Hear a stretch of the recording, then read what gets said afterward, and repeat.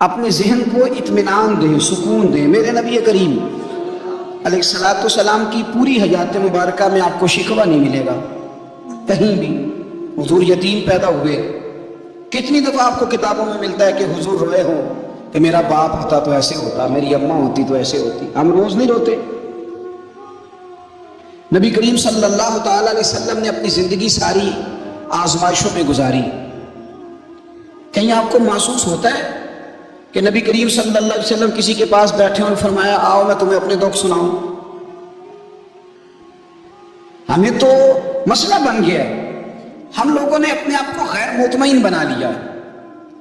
ہم ان ساری چیزوں کی ڈیمانڈ کرتے ہیں جو ہمارے مالک نے مناسب نہیں سمجھی ہمیں دینی۔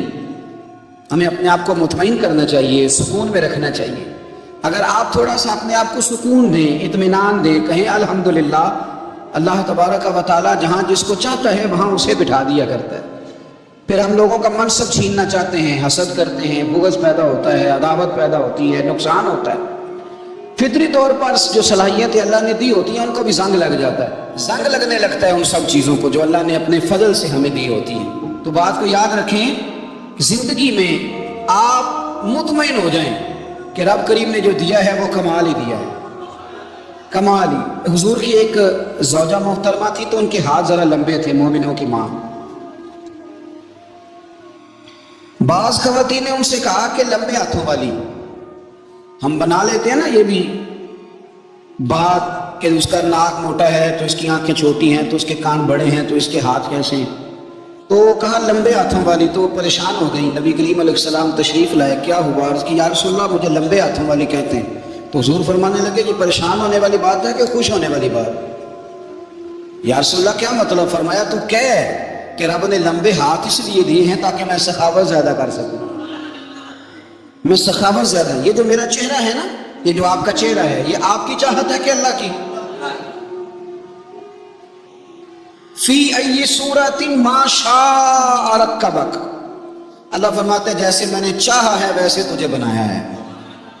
تو اگر میرا موٹا ناک، میری چھوٹی آنکھیں، میری بڑی آنکھیں، میرے چپٹے کان، یہ میرے تو نہیں، یہ تو میرے رب کی چاہت ہے۔ مجھے اپنے موٹے ہونٹوں سے نفرت کرنی چاہیے کہ اللہ کی چاہت سے پیار کرنا چاہیے؟ مجھے اپنے کالے رنگ پر پریشان رہنا چاہیے کہ رب کی چاہت پر مجھے پیار آنا چاہیے؟ اللہ کی چاہت پر پیار کر، یہ چاہت ہے اللہ کی، یہ چاہت ہے۔ تو اللہ کی چاہت سے محبت کر۔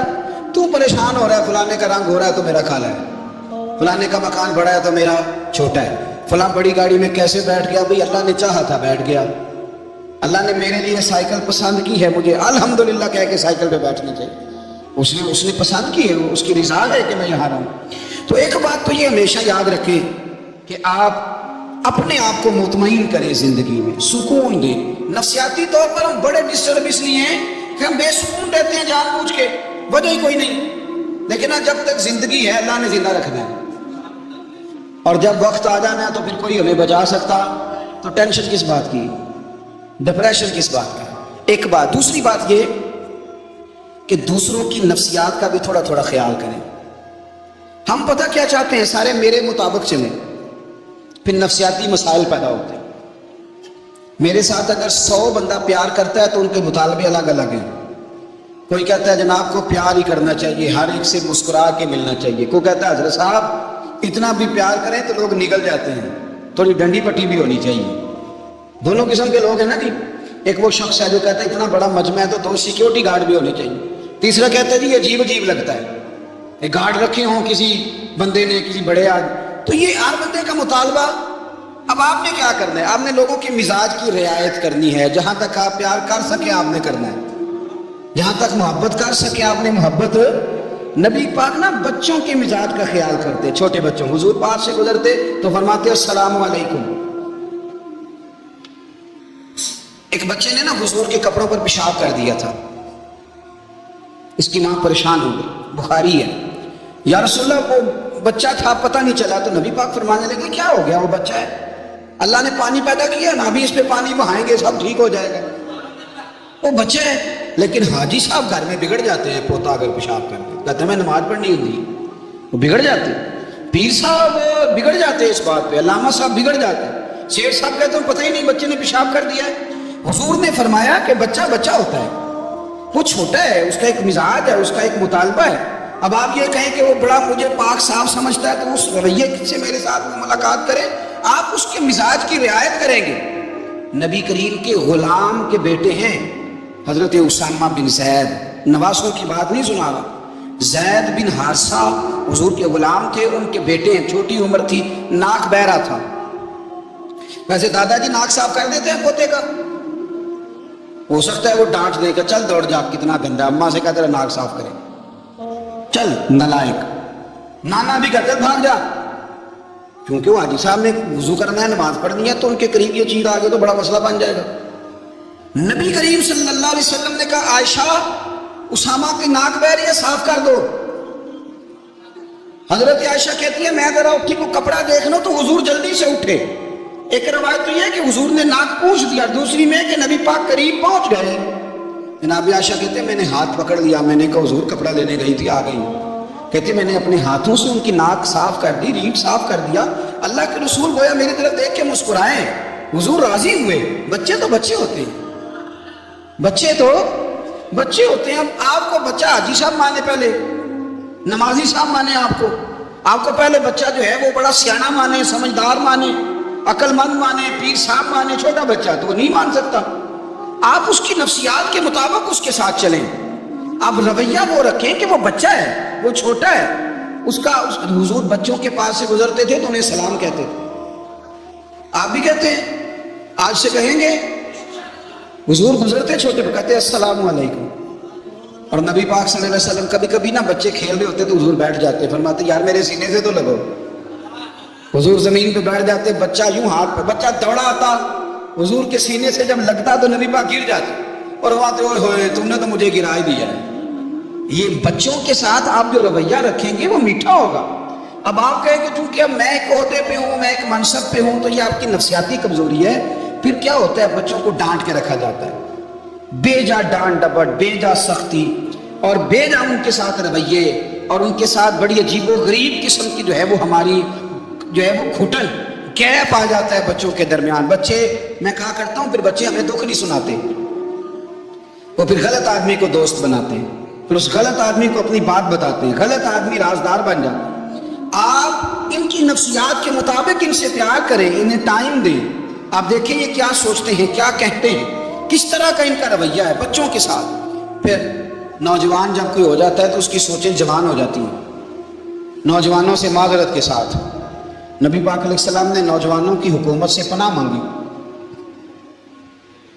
نوجوانوں کی حکومت سے پناہ مانگی ہے، اس لیے کہ نوجوان بڑی جلدی پیار بھی کرتا ہے اور بڑی جلدی نفرت بھی کرتا ہے، سوچیں مضبوط نہیں ہوتی۔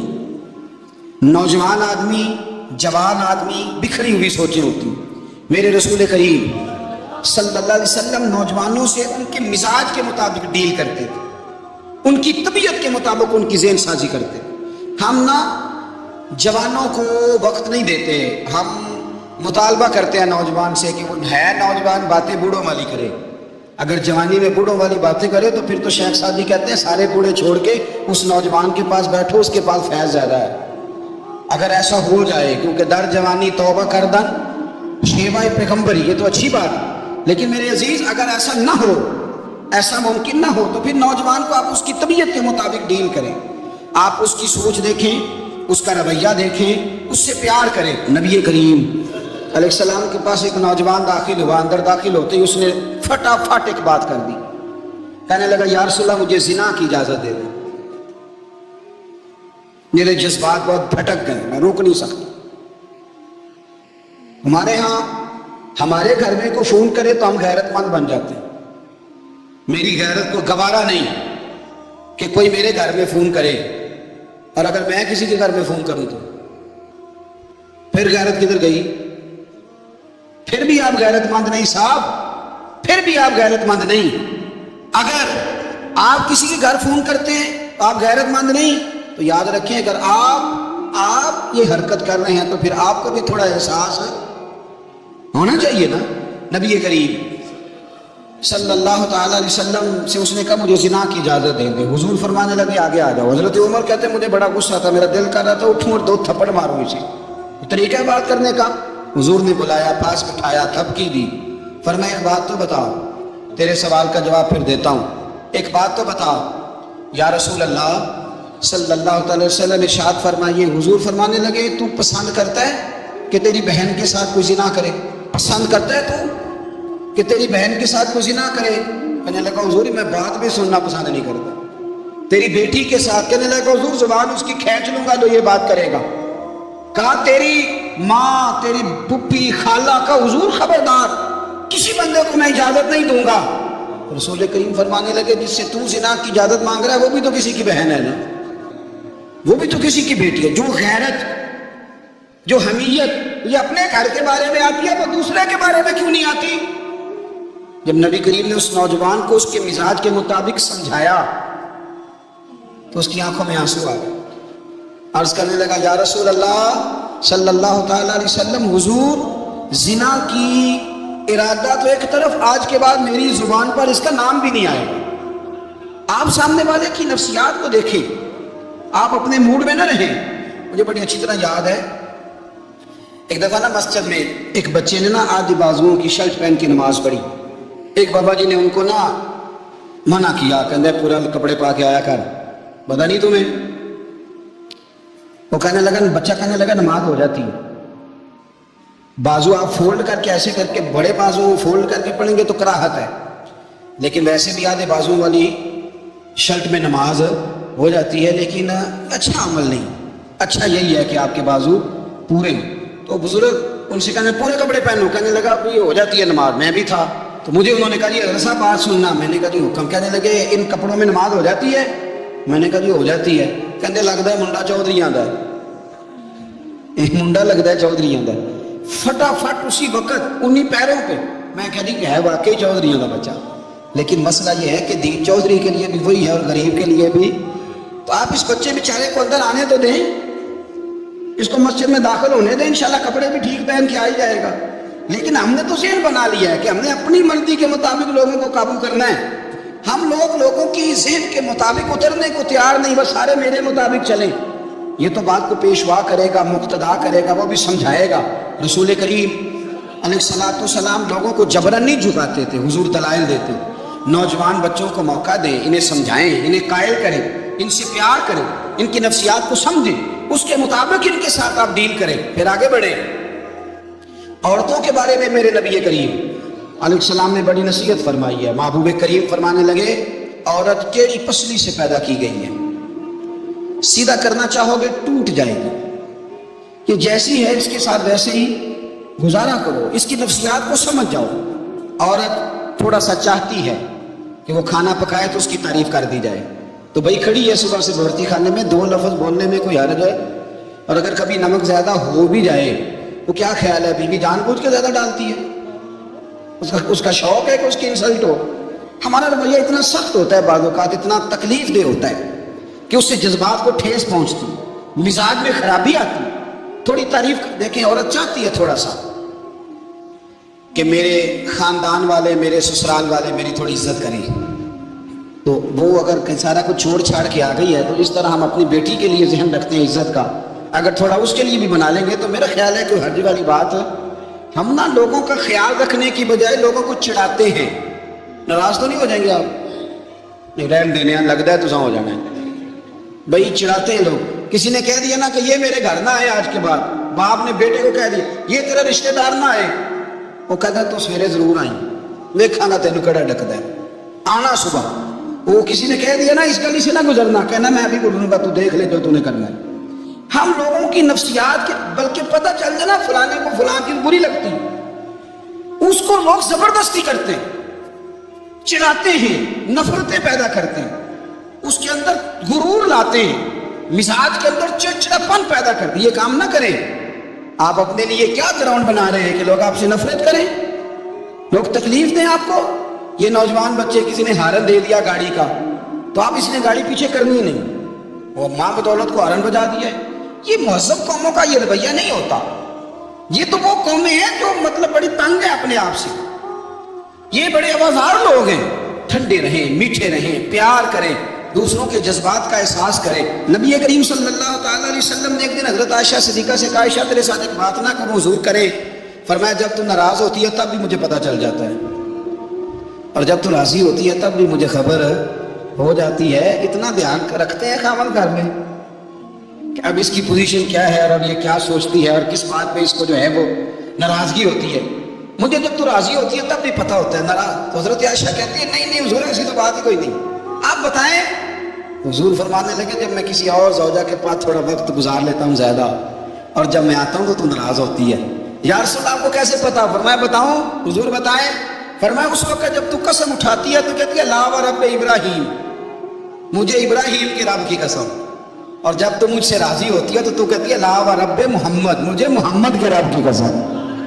تو پھر حضرت ابراہیم کا نام لے لے کے حضرت عائشہ کہنے لگی محبوبہ قربان جاؤں، بات بالکل ٹھیک ہے، ایسے ہی ہے یا رسول اللہ، بالکل بالکل ایسے ہی ہے۔ جب تھوڑی خفگی ہوتی ہے تو میں یہ کام ہے۔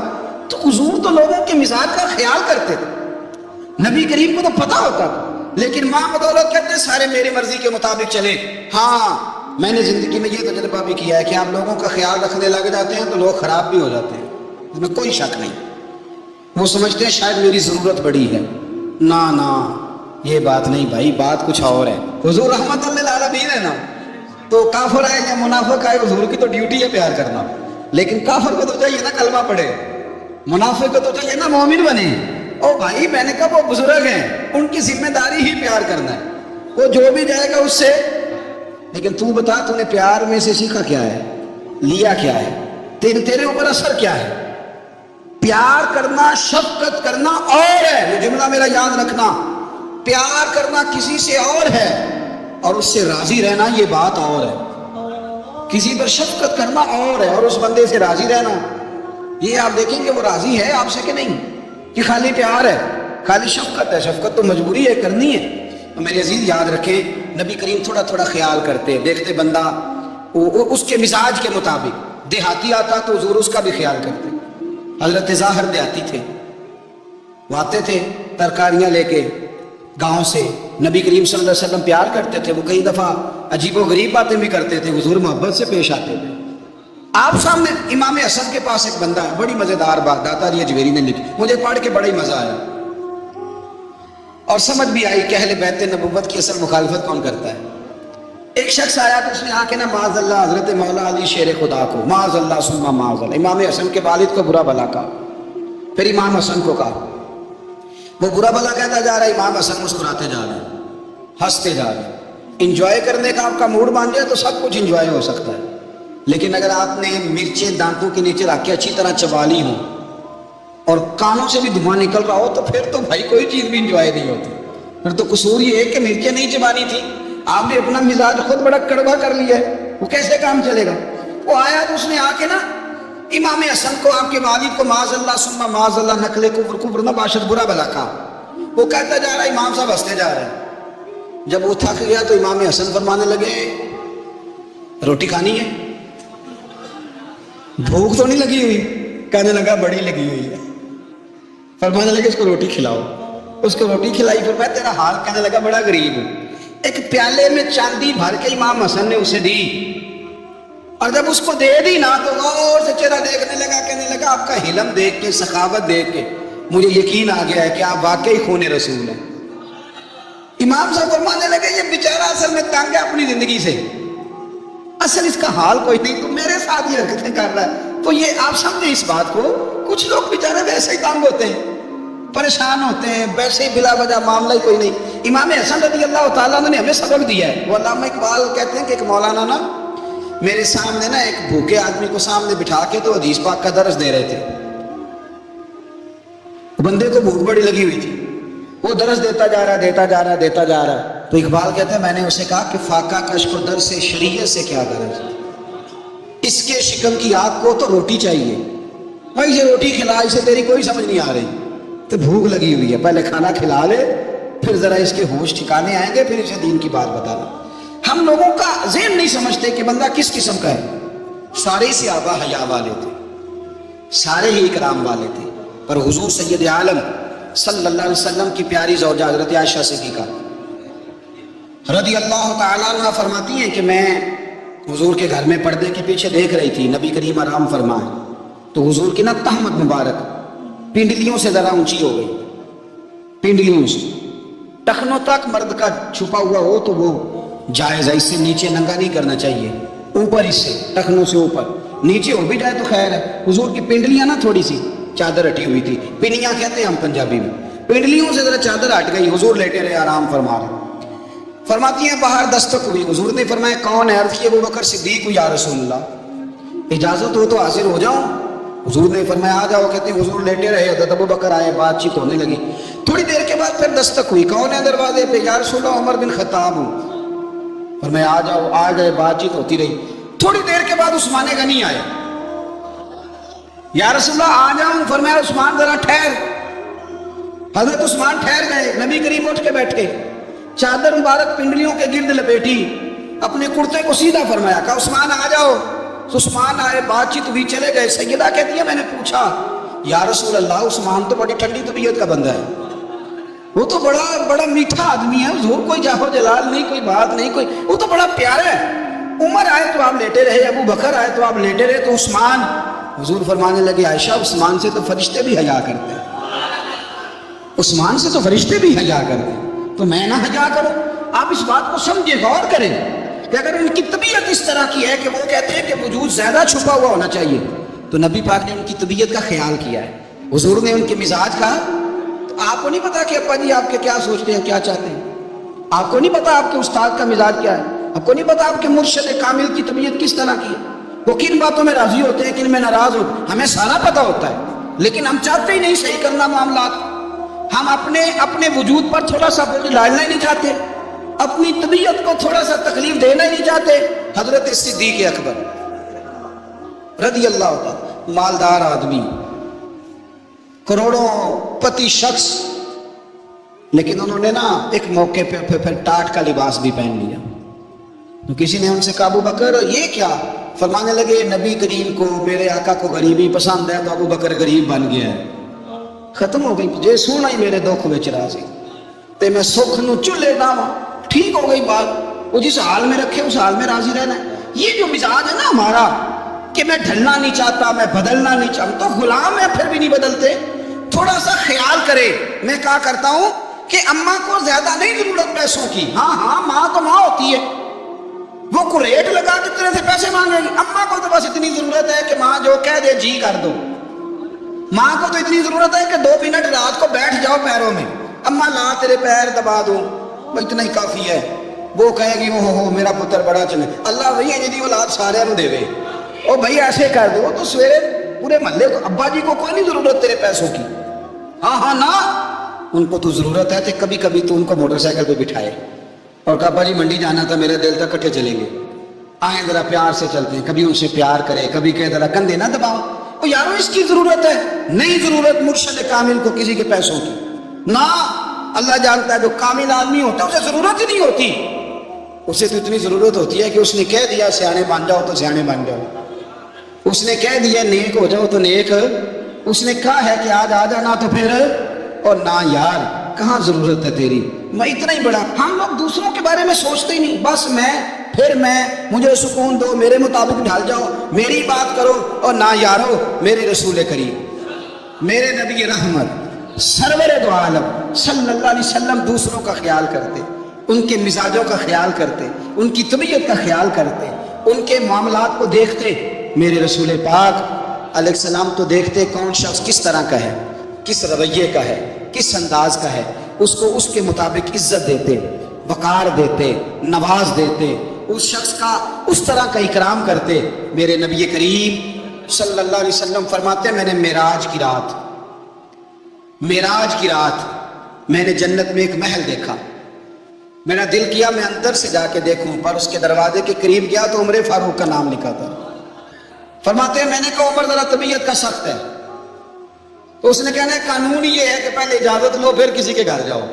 चलो हम नहीं जाते, उमर से पूछ के चले जाएंगे, घर जो उमर का है। नहीं आपको समझ आई मेरी बात यार? नहीं समझे। जिनके कदमों के सदके घर मिला है, अगर वो ये ख्याल करते हैं कि सामने वाले से पूछ लेना चाहिए, नहीं आप नहीं समझे। ओ भाई जिनके बरकत से वो मकान मिला है, अगर वो मिजाज का इतना ख्याल रखते हैं तो फिर मिजाज रसूल का भी तो ख्याल होना चाहिए ना। फिर मिजाज सुनो, फिर नबी करीम صلی اللہ علیہ وسلم واپس آئے، حضور نے بتایا کہ عمر تیرا مکان بڑا پسند ہے یار، میں اندر جانے لگا تھا، دروازے پہ حور بھی بیٹھی تھی، جانے لگا تھا اندر، تو وہ نا میں اس لیے نہیں گیا کہ عمر قانون کو بڑا پابند ہے، اس نے کہنا ہے کہ قانون تو اجازت لے کے جاؤ، حضرت عمر رو پڑے، عرض کرنے لگے حضور میں کہاں اور جنت کا مکان کہاں، مختصر سی میری کہانی ہے، یہ جو بھی ہے آپ کی مہربانی ہے۔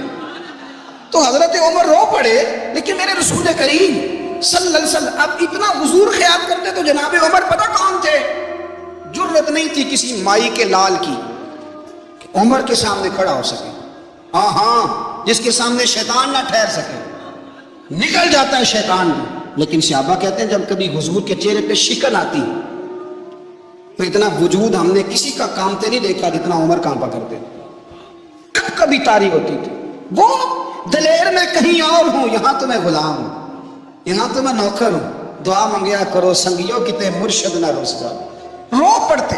اور طریقہ کیا ہوتا، زمین پہ کونیاں رکھ کے نا، کونیاں گھٹنے، اب میں آپ کو کر کے کیسے دکھاؤں، حدیث صحیح میں موجود، یہ کونیاں زمین پہ رکھ کے نا، جیسے بچے نہیں چلتے، کونیاں دونوں زمین پہ حضرت عمر رکھ دیتے اور یوں کونیاں رکھ کے تو یوں ہاتھ باندھ دیتے حضور کے سامنے، یعنی کہ کونیاں اور ہاتھ باندھتے اور پھر روتے، جب حضور ناراض ہوتے تو کسی اور سے ناراض ہے نبی پاک، عمر سے نہیں، تو یوں دونوں ہاتھ بچھا دیتے، یوں ہاتھ باندھتے اور کہتے رضیت باللہ ربا وبالاسلام دینا ونبینا محمد صلی اللہ علیہ وسلم، یا رسول اللہ میں بڑا راضی ہوں کہ اللہ میرا رب ہے، حضور میں بڑا راضی ہوں، حضور میں بڑا راضی ہوں کہ اسلام میرا دین ہے، و محمد نبیم و رسولہ، اور میں بڑا راضی ہوں کہ اللہ نے محمد کو نبی اور رسول بنایا، حضور بڑا راضی ہوں، مہربانی فرما، بڑا راضی۔ یہاں پیر سید علی حسین شاہ صاحب اشرفی رحمۃ اللہ علیہ کچوشا شریف کے بزرگ تھے، اور شان یہ تھی کہ چہرہ غوث پاک سے ملتا تھا، وہ تھوڑا سما کے قائل تھے، سما کے، یعنی وہ والا سما نہیں جو اب ڈھول ڈمکے کے ساتھ ہوتا ہے، کچھ اس میں اشعار پڑے جاتے تھے، بعض ایسے شعر تھے جن پر بعض بزرگ کہتے تھے نہیں ہونے چاہیے، یہ رائے کا اختلاف۔ ان کے یہاں ایک خلیفہ تھے سید ابو البرکات شاہ صاحب، مفتی اعظم پاکستان، وہ خلیفہ ہیں لیکن بڑے عالم تھے۔ سید صاحب یہاں آئے تو لوگوں نے کہا حضور کو شعر پڑھے، تو آپ فرمانے لگے یہ میرا مرید مفتی اعظم ہے، یہ منع کرتا ہے، یہ ان باتوں سے منع کرتا ہے، تو یہاں نہیں پڑھنے۔ لوگوں نے کہا حضور مرید کی بھی ماننی ہے، میں میرا مرید نہیں، مفتی بھی تو ہے نا، قرآن و سنت کی روشنی میں منع کرتا ہے۔ تو اتنا لوگ خیال کر لیتے تھے دوسروں کے مزاج، اور یارو ہم تو بوجھ بنتے ہیں، ہم تو چڑھاتے ہیں جس کے، اور میں دیکھتا ہوں دنیا چڑھ چڑھ کے پاگل ہو گئی، چڑھاتے ہیں ایک دوسرے کو، تکلیف دیتے ہیں، اذیت میں مبتلا کرتے ہیں۔ ہم لوگوں نے اب تھپڑ مارنے بند کر دیے ہوئے ہیں، اب ہم ڈنڈے نہیں مارتے، اب ہم نفسیاتی تکلیفیں دیتے ہیں، نفسیاتی ذہنی طور پر ٹارچر کرتے ہیں، ہم لوگوں کو اتنا تکلیف میں مبتلا کرتے ہیں کہ لوگ پاگل ہونے کے قریب آ جائیں، خودکشیاں ہونے لگی ہیں۔ اگر ہم نفسیاتی طور پر پیار کریں، سامنے والے کو ذرا عزت دیں، ذرا اس کے جذبات کا خیال کریں، ذرا اس کی طبیعت کے مطابق چلیں، ذرا تھوڑا سا محبت کر لیں، پیار کر لیں، بڑی دنیا بچ جائے گی، بڑے سارے لوگ قریب آ جائیں گے۔ میرے رسول پاک علیہ الصلوۃ والسلام نا بمنزلہ طاقت کے بوجھ ڈالتے تھے، بمنزلہ طاقت کے، حضور نام لے کے بھی کہہ سکتے تھے عبد الرحمن تو مالدار ہے، دے اتنے پیسے جہاد میں، عمر تو مالدار ہے، دے پیسے، عثمان غنی دے، یہ نہیں حضور نے کبھی فرمایا، اعلان کر دیا بھئی جہاد کا موقع ہے، اپنا اپنا حصہ ڈالو۔ حضور کسی شخص پر کوئی بوجھ، اپنے آپ کو بوجھ نہ بنائیں۔ اسلام نفسیاتی مسائل کا حل بتاتا ہے کہ آپ پیار کریں۔ میں اکثر کہتا ہوں کہ ہمارے گھروں میں بہت سارے بیمار ایسے ہیں جنہیں دوائی کی نہیں ہماری توجہ کی ضرورت ہے، بہت سارے بیمار اس قسم کے ہیں جنہیں صرف آپ کی مسکراہٹ کی ضرورت ہے، جنہیں صرف آپ کا دھیان رکھنے کی ضرورت ہے۔ آپ تھوڑا دھیان کریں، تھوڑا پیار کریں۔ اگر آپ کو لگتا ہے نا کہ سامنے والے کے مکان کے آگے کوڑا پھینکنے سے اس کو ذہنی اذیت ہوتی ہے، تو خدا را آپ کو پتہ ہے مسلمان خوش ہو جائے تو اللہ بھی خوش ہو جاتا ہے، اور حضور فرماتے ہیں مسلمان کو تکلیف ہو تو مجھے بھی تکلیف ہوتی۔ اس لیے ایک تو اپنے آپ کو خود مطمئن کریں، دوسروں سے مطالبہ نہ کریں، اور آپ کوشش کریں دوسروں کے مزاج کے مطابق، ان کی طبیعت کے مطابق، آپ شرعی تقاضوں کے اندر رہ کے آپ کوشش کریں کہ سامنے والا ہماری وجہ سے چڑے نہ، اسے اذیت نہ پہنچے، اسے تکلیف نہ ہو، ہمیشہ بدحت خیر الانام میں گزرے۔ دعا ہے یہ عمر درود و سلام میں گزرے۔